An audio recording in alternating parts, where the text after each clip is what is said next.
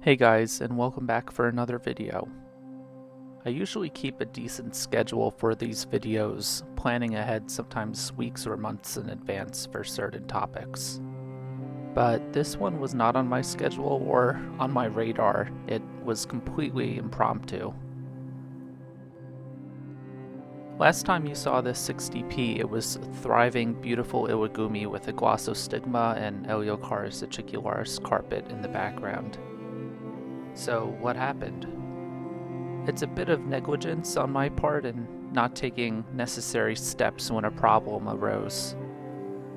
I'm sorry I didn't do a good amount of filming for this part. I really wasn't anticipating making any major changes to this aquarium, especially in taking down the entire layout.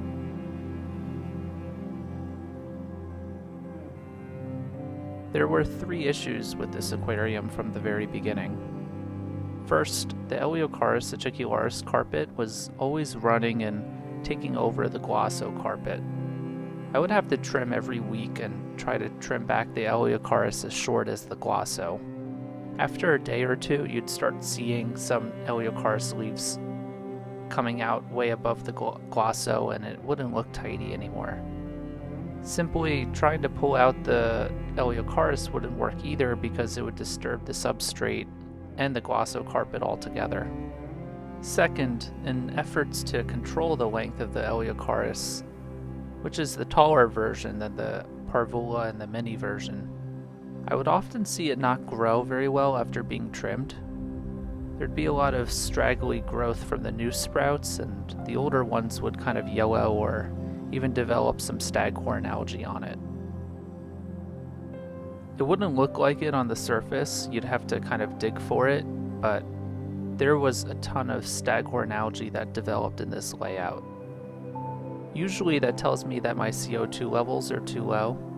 My CO2 indicator was telling me that everything was okay, but when I finally replaced the liquid indicator on my CO2, I realized that the levels of CO2 were way too low and almost certainly contributed to this staghorn algae growth and perhaps the poor growth on the Eleucharis as well.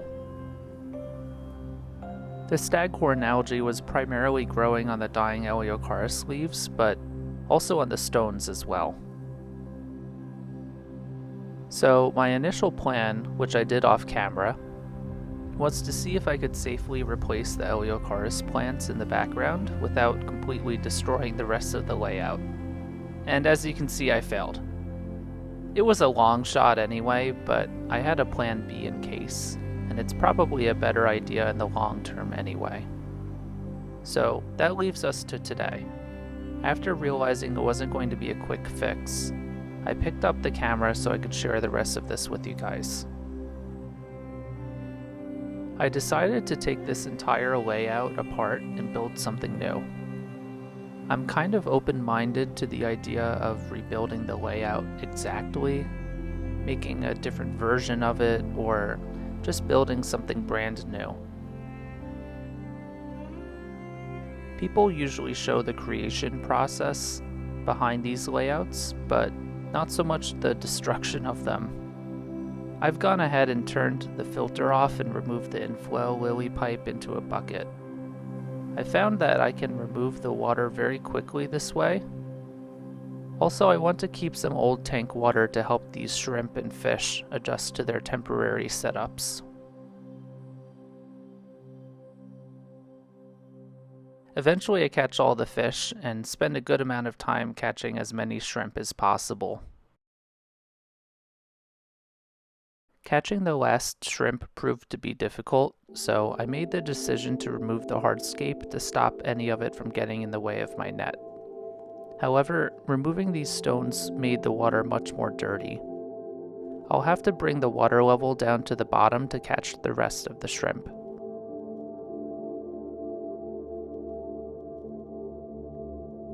I use my manual gravel vacuum tube to capture the last of the shrimp and get the water level down as low as possible.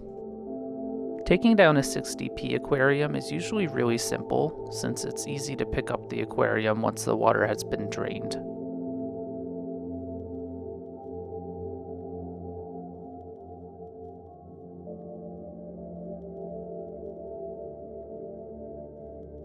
I've already reused this soil before and want to use new ADA substrate for the next build, so I scoop out all the old soil and get it into a double-bagged trash bag.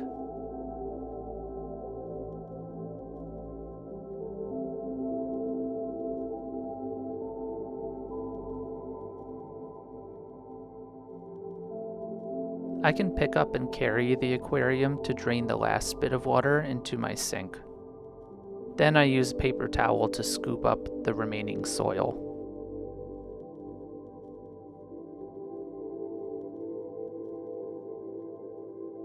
It just needs a quick wipe down to get the last bits of soil out. Using a spray bottle can help get the corners where the soil gets the most stuck. I'll use my sponge again to get any algae off that's been left on the glass as well. After putting the aquarium back in place, there were a few pieces of soil left. If I weren't filming or photographing, I might have just left it, but I wanted it to look perfect, so I got my hand vacuum to take care of that. Now that it's all cleaned, I get the ADA light screen 60 and the Aquasky RGB II 60 in place.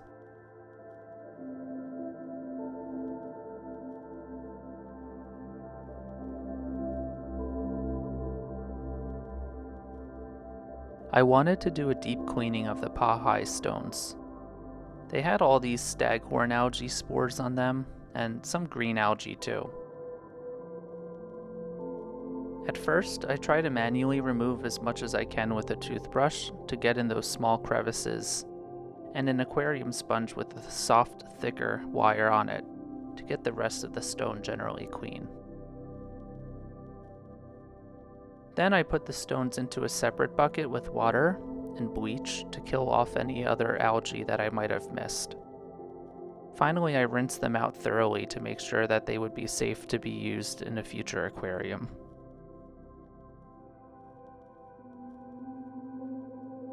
I almost always look at Amano's complete works first when I'm trying to search for inspiration. This book is a bit of a collectible, but it's worth getting a used copy if you can. I love Amano's Mandan stone layouts, but I only have Frodo stone. My biggest regret in the hobby is not getting a lot of Mandan stone when I had the opportunity.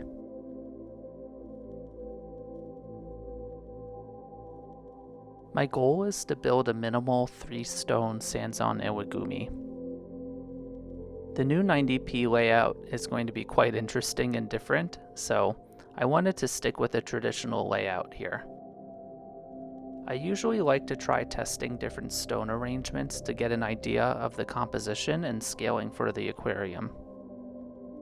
Since this is an all impromptu build, I didn't have much to go off of and just tried a few things out. I thought there was potential here, but it was kind of hard to tell without any soil.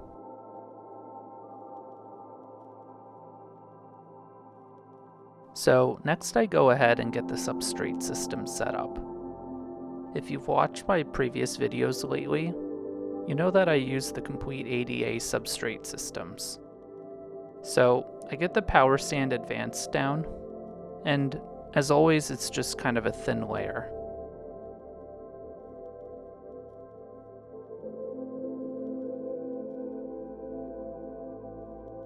I use my sand flattener to move all of the power sand to the back and the centers. I don't want to see any of it on the front or the side glass panels.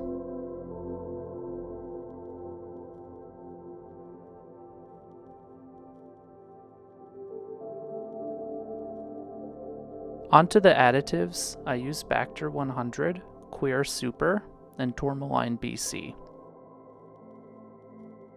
I see more experienced people use these without measuring, but since I'm still new to using the substrate system, I just measure everything out.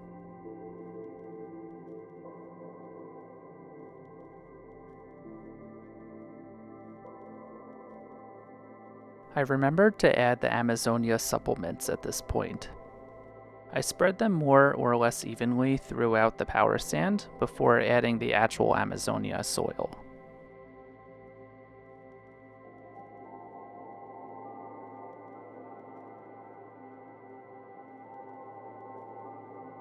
Next, I add the Amazonia version 2, and as always I start by filling up the front glass with the soil and working my way backwards. Again, this is to keep the power sand in the back and prevent it from mixing with the rest of the soil.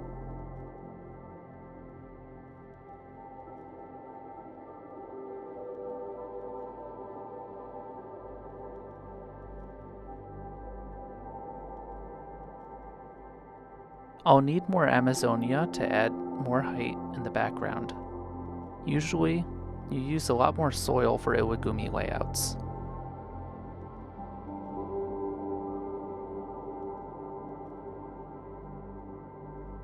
I start adding the main stone that I selected. I have to use smaller ones to get the height lifted slightly and to ensure stability. Immediately, it's not sitting well with me. I had this stone upside down accidentally from when I was initially building it, but I could feel that my initial idea wasn't going to work too well. To see the idea through fully, I add the other stones and just get a look at what I built. For a minimal 3-stone Iwagumi, each stone has to create a lot of impact one way or another for the layout. Minimalism is just so difficult since it has to be nearly perfect to be effective. Unfortunately, this one was just not. So I started taking this initial layout apart and just wanted to try one more idea. I was thinking about building a V-shaped layout also, with some different terraces.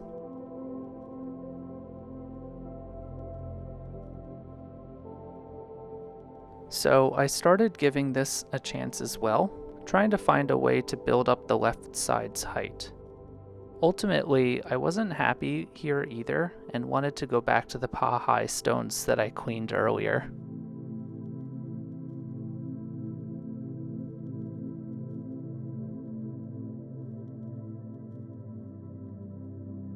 I decided against rebuilding the exact same layout from before, but wanted to make a second version of it, perhaps improving on it. This time I wanted to build a 3-stone Sansan Iwagumi, whereas the previous layout had 5 stones.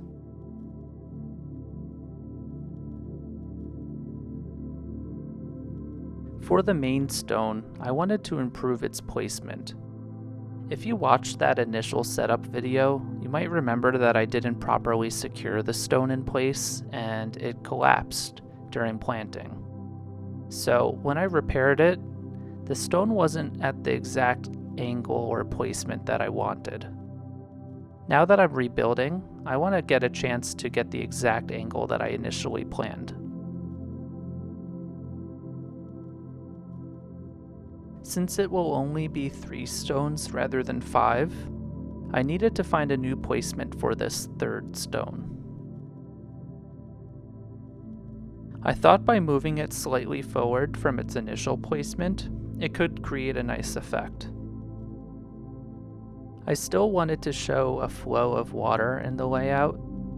The idea is that the water naturally flows between the 2 stones like a river, and it shows in the erosion of the stones. Now that I have the layout built, I'm going to raise the substrate in the background. I also need to clean things up since more power sand and nutrition capsules were starting to get mixed up for moving the stones around. It's kind of a tedious thing to deal with, but it's worth the time to remove them individually to keep things neat.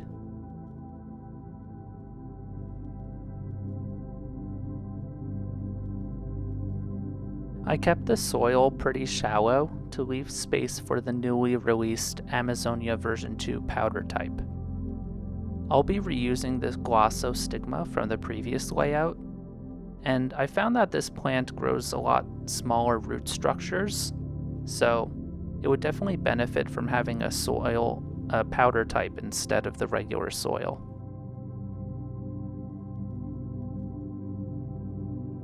When you plant into the substrate, it raises the soil line, so I intentionally make it a bit too shallow, anticipating this.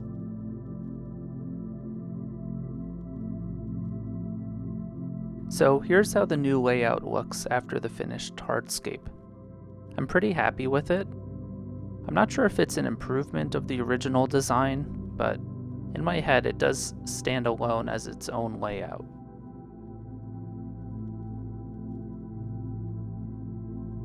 Now I go to fill up the tank slightly. This is kind of the moment of truth in seeing if the layout will stay in place this time.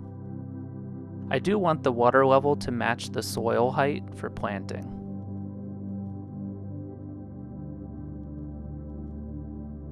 Here's some of the Glossostigma Elantinoides that I felt was queen of any algae and growing really well.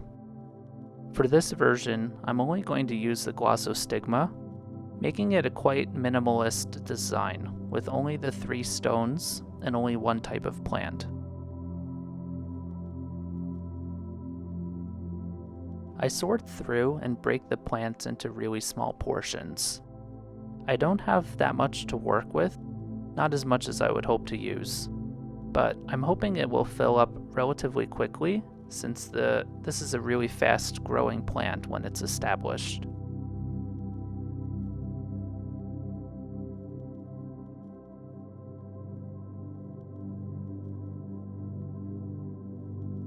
It felt good after seeing the stones stay in place after filling up the water slightly. It seemed like it was much more stable this time.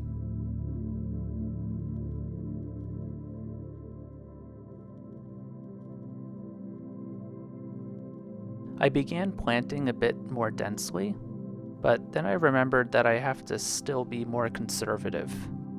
So I start spreading it out a little bit more to make sure there wouldn't be any bald spots.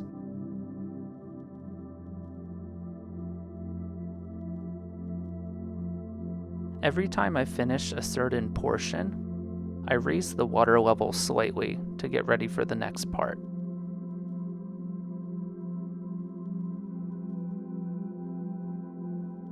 By the end, I really didn't have too many plants left, so this back corner is a little bit emptier than the rest of the layout. The water is a bit cloudy upon filling it up, so I decided to drain it back down and fill it up a second time. There was a lot of dirt that settled onto the glass, so I just get a wet paper towel and wipe it off. Then I fill the aquarium back up to the top. Reassembling the filter, I expect to have some ammonia, nitrite, and just cycling problems over the next few weeks, despite using the mature filter. I think ammonia is just going to be released from the soil a lot towards the beginning, so I'll have to do several water changes at the beginning and continue testing before adding any of the livestock back. I'll also use Seachem stability to help boost the new bacterial colony.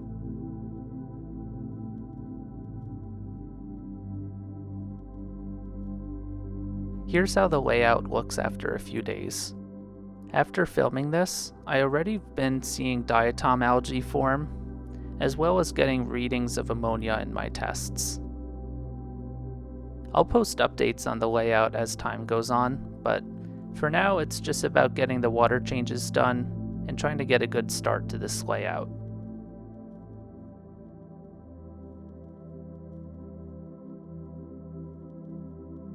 Thanks as always for watching, and I'll see you guys in the next one.